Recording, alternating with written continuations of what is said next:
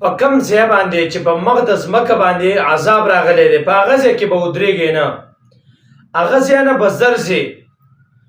داسې ځای چې په هغه ځای باندې زلزله راغلي، په قوم باندې عذاب راغلی، نو په داسې ځای کې به ودرېږې نه، د داسې ځای نه به زر اوړې. په داسې ځای کې به ودرېږې نه چې نه چې الله رب العزت په تا باندې دا عذاب راولي. تاسې وګورئ غزوه تبوک کې دا داسې غزا وه چې سخت ترین غزا دا وه، او دا د جناب نبی کریم صلی الله علیه وسلم د ژوند آخري غزا دا ده. دا دومره سخت غزا وه، پیغمبر علیه الصلاة والسلام ته خبر راورسېد وایي د روم باچا په مدینه منوره باندې حمله کوونکی دی، پوره تیاری یې کړی دی او حمله کوي په مدینه منوره باندې او را روان دي.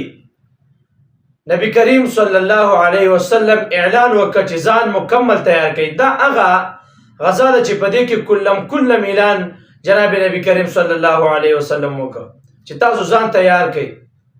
دغه رنګې د روم باچا حمله کوونکی دی، تاسو ځان مکمل تیار ساتئ. بیا 5 رجب او د رنګې د جمعرات ورځ وه، پیغمبر علیه الصلاة والسلام د مدینې منورې نه ووت. په دې غزا کې پیغمبر علیه الصلاة والسلام په خپله باندې چانده کړې ده. حضرت ابوبکر صدیق رضی الله تعالی عنه تاسو به اورېدلي د کور ټول سامان یې راوړ. عمر فاروق صاحب نیم سامان راوړ.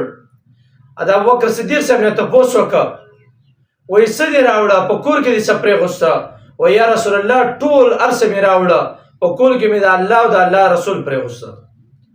عمر فاروق صاحب ته وایي تاسو څومره راوړئ؟ نیم سامان مې راوړ. حضرت عثمان رضی الله تعالی عنه د لښکر 3 حصې د هغې له سامان راوړ. بهرحال چانده یې وکړه، د هر کس خپل د وس موافق چانده وکړه، ډېره چانده جمع شوه. د هغې باوجود هم دومره خلک، دومره صحابه کرام د جناب نبی کریم صلی الله علیه وسلم سره د مدینې منورې نه ووتل چې لس کسان به دا د یو اوښو ته واله شه چې تاسو په دې باندې سفر کوئ. دا دومره سخته غزا وه، دومره چې ګرمي انتهایي سیوا ګرمي وه. د مدینې او د مکې ګرمي مشهوره ده، په دغه وخت کې انتهایي سخته ګرمي وه. بل یو سختترین تکلیف دا و چې فصل پخ شوی و، کجورې د مدینې منورې دا پخ شوی وې، فصل پوخ و. دغه رنګې د مدینې والا دغه رنګې د رزق دار و مدار دا په د ټول کال دا په کجورو باندې و، نو کجورې پخ شوی وې.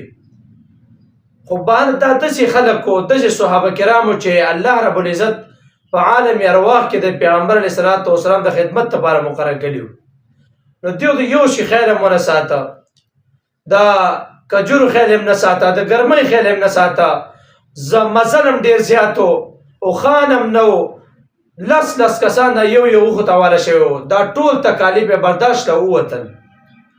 چې کله لاړه دی په لار باندې روانو، 3 کسان، 3 صحابه کرام دا پاتې شو، دیو عذر نه و، دی پاتې شو. الله رب العزت د هغې په باره کې کلک وعید نازل کړ، بیا دیو معافي وغوښتله او دغه رنګې بایکاټ ورڅه وشه، بیا الله رب العزت معاف کړه. دا هغه غزا وه چې انتهایي سخت تکلیف و.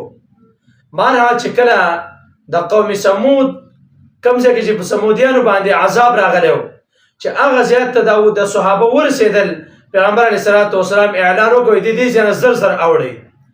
پیغمبر علیه الصلاة والسلام مبارک هلته د هغه ځای نه ډېر تیز روان شو، ډېر زیات یې ژړل.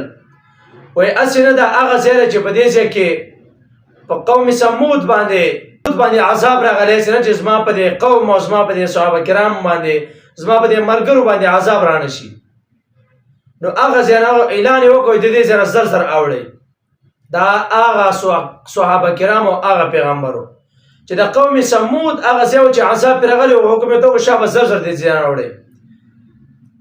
پیغمبر الله رب العزت ته وعده اوسه الله کړله چې ته په دې قوم کې نو عذاب رانه ورکوم.